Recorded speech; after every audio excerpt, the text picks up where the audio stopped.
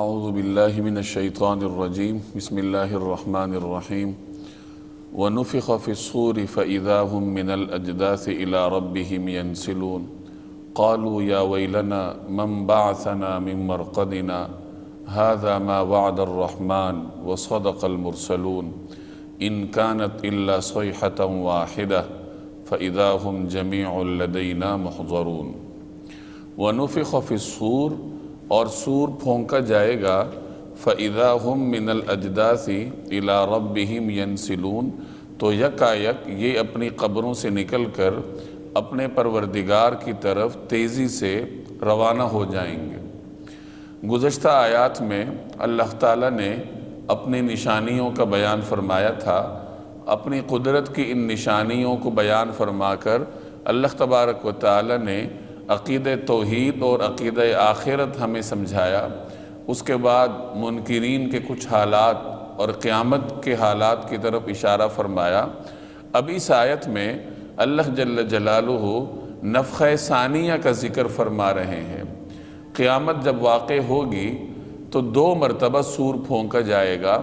پہلی مرتبہ سور پھونکے جانے کو نفخہ اولیٰ کہتے ہیں، اور جب پہلی مرتبہ سور پھونکا جائے گا تو کائنات میں جتنے بھی لوگ ہوں گے ان پر مدہوشی طاری ہو جائے گی۔ پھر کچھ عرصے کے بعد دوبارہ سور پھونکا جائے گا، اور دونوں مرتبہ سور پھونکے جانے کا جو درمیانی وقفہ ہے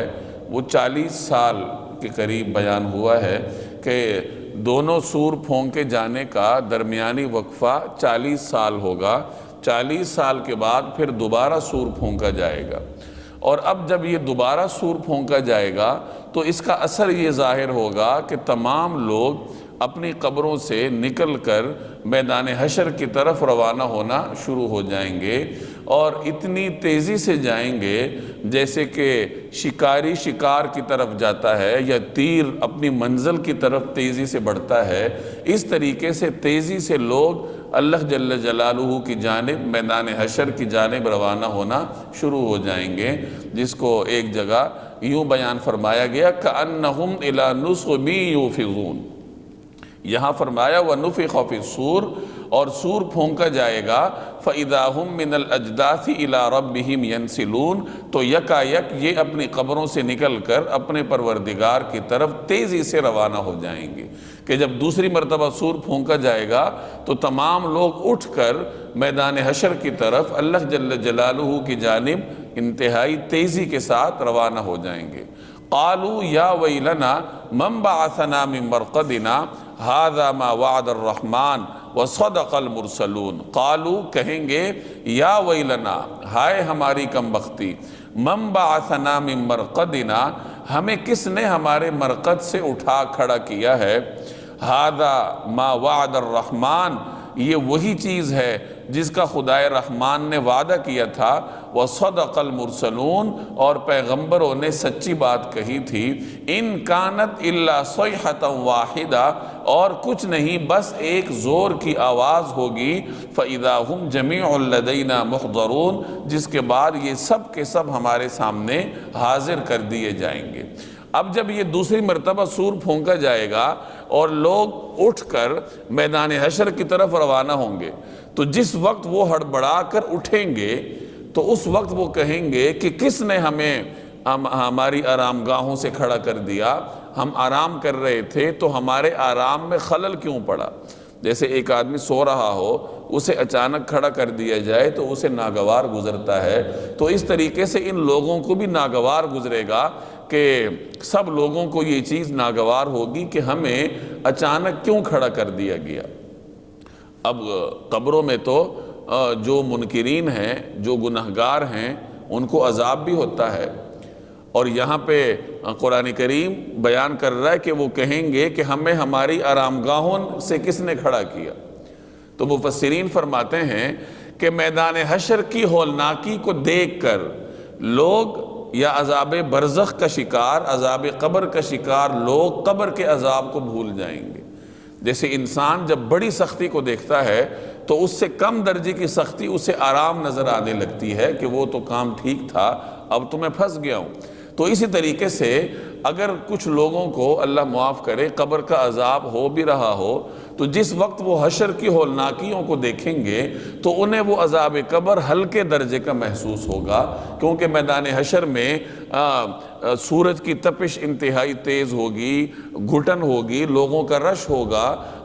اپنے اپنے گناہوں کے برابر لوگ پسینے میں ڈوبے ہوں گے، اور جیسے ایک روایت میں آتا ہے کہ کچھ لوگ پیدل چلیں گے، کچھ چہروں کے بل چلیں گے، جو شخص جتنا گنہگار ہوگا اسی طریقے سے اس کے ساتھ اللہ جل جلالہ کا معاملہ ہوگا۔ تو یہ صورتحال دیکھ کر لوگ گھبرا اٹھیں گے کہ پہلے تو ہم آرام میں تھے، ہمارے آرام میں کیوں خلل پڑا؟ اور کچھ حضرات کا یہ نقطہ نظر ہے کہ جب پہلی مرتبہ سور پھونکا جائے گا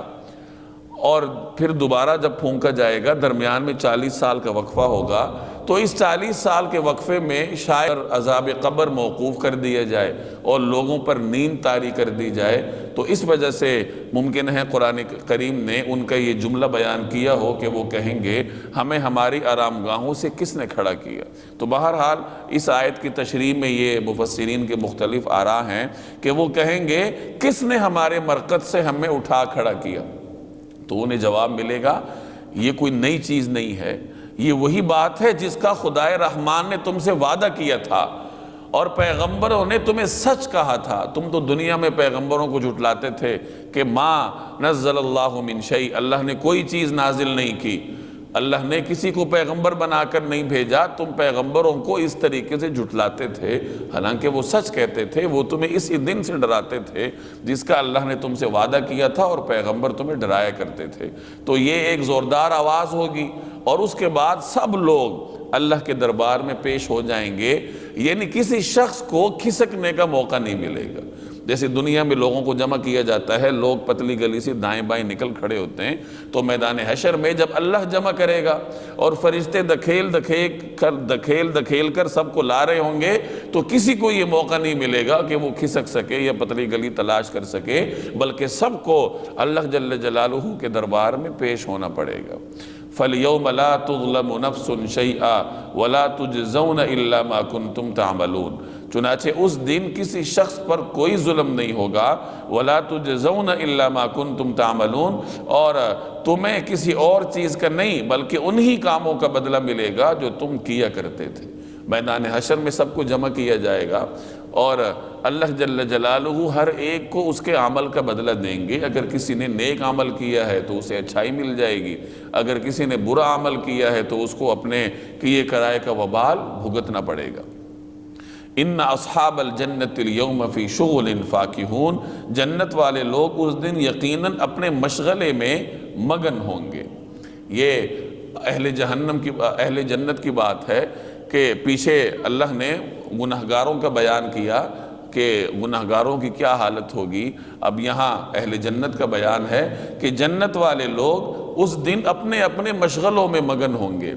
یعنی اللہ جل جلالہ نیک لوگوں کو ہولناکیوں سے محفوظ رکھے گا اور وہ اپنے مشغلے میں ہوں گے۔ اللہ تبارک و تعالیٰ کا خاص فضل اور خاص رحمت ان پر ہوگی۔ ہم و ازواجہم فی ظلال، وہ اور ان کی بیویاں گھنے سایوں میں ہوں گی، علی الارائک متکئون، آرام دہ نشستوں پر ٹیک لگائے ہوئے ہوں گے۔ وہ اور ان کی بیویاں گھنے سایوں میں آرام دہ نشستوں پر ٹیک لگائے ہوئے ہوں گے۔ لہم فیہا فاکہۃ، وہاں ان کے لیے میوے ہوں گے، وَلَهُمْ مَا يَدَّعُونَ، اور انہیں ہر وہ چیز ملے گی جو وہ منگوائیں گے۔ اہل جنت اللہ تبارک و تعالیٰ کے فضل سے اپنی بیویوں کے ساتھ نشستوں پہ ہوں گے۔ جیسے دنیا میں لوگ جب کوئی مجلس ہوتی ہے، لوگ جمع ہوتے ہیں گھر میں، تفریح مناتے ہیں تو آرام دہ کرسیوں پر بیٹھ کر